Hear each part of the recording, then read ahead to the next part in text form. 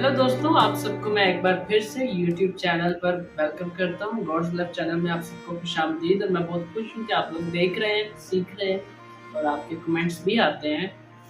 मैं आप सबके लिए खुदा के ज़रूर बरकत चाहता हूँ, क्योंकि आप सब जो हैं आप खुदा के कलाम को सीख रहे हैं। तो हमने बात की थी एपिसोड नंबर 6 तक कि किस तरह से जो नाफरमानी और गुनाह का नतीजा है वो नज़र आना शुरू हुआ। पहले वो शर्मिंदा हुए, वो खुदा से छुपना शुरू हुए, खौफज़दा हुए, शर्मिंदगी, अदम तहफ़्फ़ुज़ और एहसास जुर्म उनके अंदर आ चुका था। और आदम और हव्वा जो है वो जो है वो अब खुदा से छुप रहे थे। और फिर हमने आगे सीखा एपिसोड नंबर 6 के अंदर कि किस तरह से वो एक दूसरे पर इल्ज़ाम लगा रहे थे, और ये वो कॉन्सिक्वेंस था, वो नतीजा था जो शर्मिंदगी की वजह से। तो जब हम शर्मिंदा हो जाते हैं तो हम अपने आप को बंद कर लेते हैं, और उस वक्त क्या होता है कि हम नहीं चाह रहे होते कि हम अपने आप को जाहिर करें या अपने किए हुए की, अपनी गलती की जिम्मेदारी लें। ठीक है। और यही हुआ कि खुदा ने आदम से पूछा, बजाय कि आदम कहता कि अब आप मुझे माफ़ कर, मैंने गलती की है।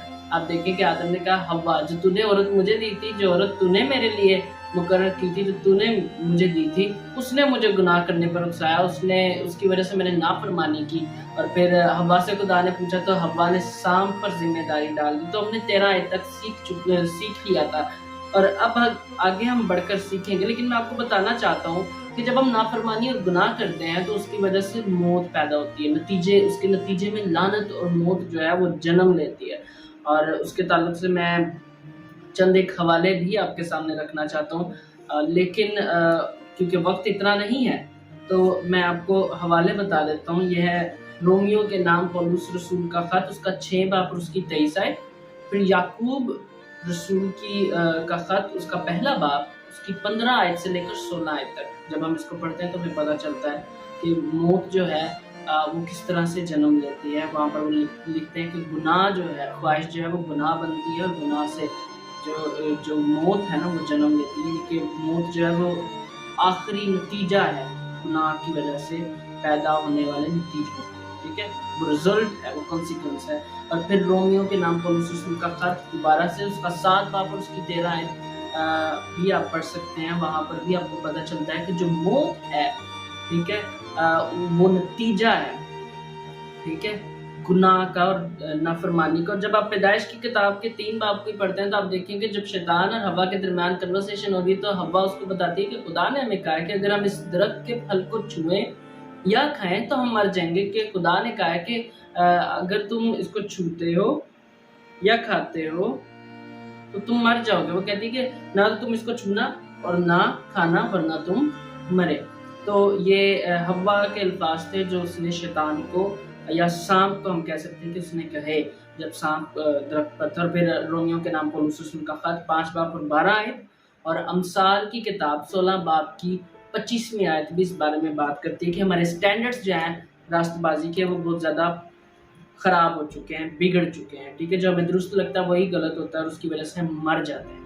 अब हम आगे बढ़ते हैं, हमारी एपिसोड नंबर 7 है, और हम देखने जा रहे हैं कि किस तरह से लानत के दरमियान भी उम्मीद कायम है और उम्मीद चमक रही है।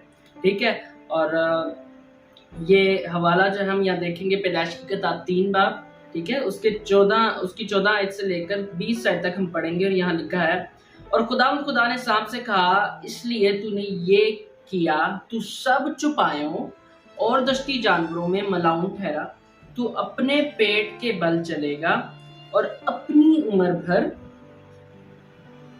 खाक चाटेगा। और मैं तेरे और औरत के दरमियान और तेरी नस्ल और औरत की नस्ल के दरमियान अदावत डालूंगा, वो तेरे सर को कुचलेगा और तू उसकी एड़ी पर काटेगा। फिर उसने औरत से कहा कि मैं तेरे दर्द हमल को बहुत बढ़ाऊंगा, तू दर्द के साथ बच्चे जनेगी और तेरी रग़बत अपने शोहर की तरफ होगी और वो तुझ पर हुकूमत करेगा।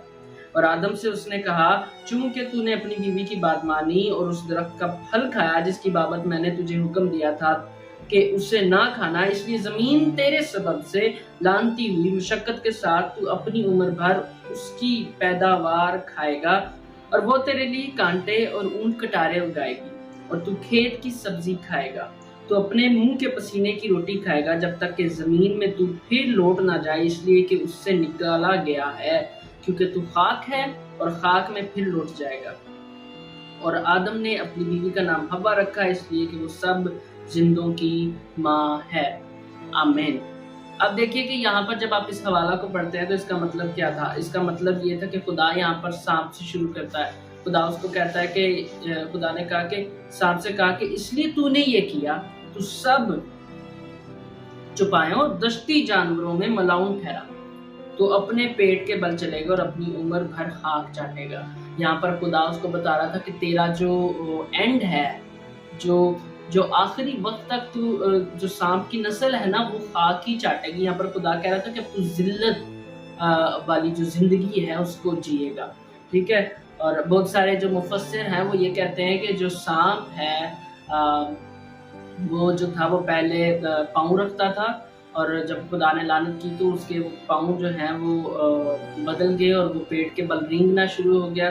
خیر بائبل یہ اس بات کی طرف اشارہ کر رہی ہے کہ سانپ جو ہے اب خدا اس کو لعنت کر رہا ہے اس لیے کیونکہ وہ گناہ میں، اس غلطی میں، اس نافرمانی میں انوالو ہے، اور خدا اس کو وہ لعنت دے رہا ہے جہاں پر وہ ساری زندگی ملاؤن ٹھہرے، اور جب تک سانپ زندہ رہے تب تک وہ خاک کو چاٹتا رہے، یعنی کہ وہ شدید قسم کی ذلت سے گزرے۔ اور پھر آگے 15ویں آیت میں ہم پڑھتے ہیں، اور میں تیرے اور عورت کے درمیان اور تیری نسل اور عورت کی نسل کے درمیان عداوت ڈالوں گا، وہ تیرے سر کو کچلے گا اور تو اس کی ایڑی پر کاٹے گا۔ اور یہ وہ نبوت ہے جو خدا یسوع مسیح کے بارے میں کر رہا ہے، یہ وہ امید ہے جو لعنت کے درمیان چمک رہی ہے، یعنی کہ ساری طرف لعنت ہی لعنت ہے۔ خدا بتا رہا ہے کہ یہ اب نتیجہ ہوگا، یہ سارا کچھ ہوگا، بیچ میں ایک دم سے ایک نبوت خدا کر رہا ہے جو امید کی ایک بڑی کرن ہے۔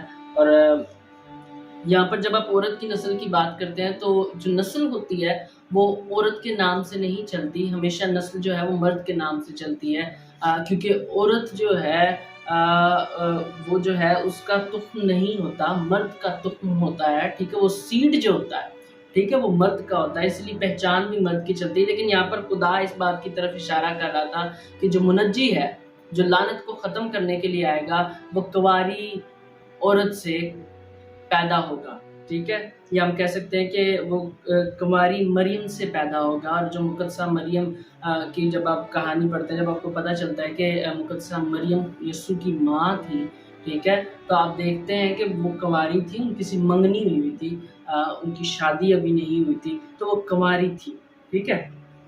اور یہ بات جو ہے، یہ اس بات کی پختگی اور اس کے تعلق سے بھی میں آپ کے سامنے حوالے رکھنا چاہتا ہوں۔ یسایہ نبی کا صحیفہ، اس کا 7 باب اور 14 جب آپ پڑھتے ہیں تو آپ کو اس بات کی تصدیق ملتی ہے کہ جو خدا نے کہا کہ عورت کی نسل اور سانپ کی نسل کے درمیان عداوت خدا نے ڈالی، تو عورت کی نسل یعنی کہ کنواری مریم سے پیدا ہوئے یسوع۔ اور یسایہ نبی کا صحیفہ 7 باب اور 14 اس بات کی تصدیق کرتی ہے۔ میکا کی کتاب، ٹھیک ہے، اس کا 5 باب اور 2 آیت اس بات کی تصدیق کرتی ہے۔ پھر پہلا پطرس جو ہے، پطرس رسول کا پہلا خط، اس کا پہلا باب 19 اور 20 آیت اس بات کی ضرورت کو بیان کرتے ہیں کہ ضروری تھا کہ خدا ہمیں ایک منجی دیتا جو کنواری عورت سے پیدا ہو، ٹھیک ہے۔ اور جب آپ ہوشیہ کی کتاب پڑھتے ہیں، 11ویں باب کی پہلی آیت پڑھتے ہیں، تو وہاں پر بھی آپ کو اس بات کی تصدیق ملتی ہے۔ خدا کہتا ہے کہ میں اپنی قوم میں سے میرا بیٹا جو ہے وہ مجھے بلاتا ہے، ٹھیک ہے، یہ نبوت تھی جو خدا وہاں پر کر رہا ہے۔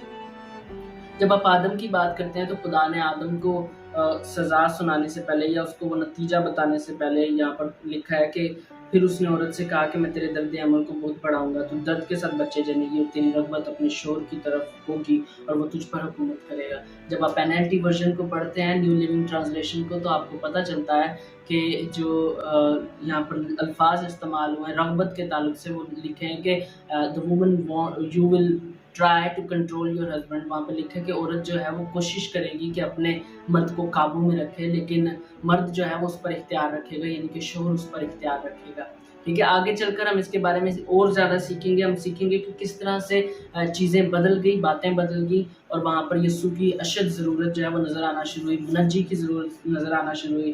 تو اگلی ایپیسوڈ کا انتظار کیجیے گا۔ چلیں مل کر دعا کرتے ہیں۔ پیارے آسمانی باپ، یسوع کے نام سے ہم سارا جلال آپ کو دیتے ہیں، ہم آپ کی شکر گزاری کرتے ہیں کہ جب باپ آدم اور حوا نے گناہ کیا اور لعنت اور موت جو ہے وہ ایکٹیویٹ ہوئی، جب وہ جاری ہوئی تو اب آپ اس کی وجہ سے آپ نے زندگی کے اس کام کو نہ روکا، آپ نے اپنے پلان کو جاری رکھا اور آپ نے ایک بڑی خوشخبری ہمیں وہاں پر سنائی کہ یسوع پیدا ہوگا اور ہمیں چھڑائے گا اور آزاد کرے گا۔ اب آپ یسوع کے نام سے ہم سارا جلال آپ کو دیتے ہیں، آپ کا شکر کرتے ہیں اسی کے نام سے ہمیں۔ دوستوں کمنٹس کیجیے گا اور بتائیے کہ آپ کو کیسا لگا، اور یہ بھی بتائیے کہ آپ نے کیا سیکھا۔ God bless you.